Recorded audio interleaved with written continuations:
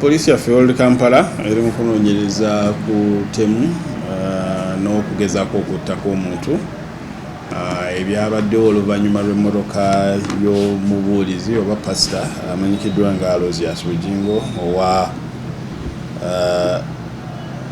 owa House of Prayer Ministries.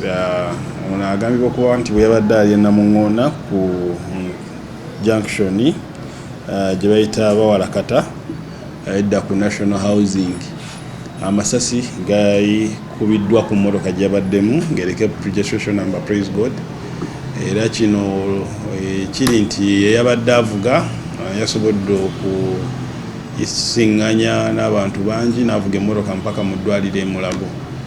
Eky'omukisa omubi dereva we bodyguard we eyabadde ku siiti ya co-driver manyanga ye Muhumuza Richard yamaze naafa olw'amasasi agabadde gakubiddwa agamulumizza.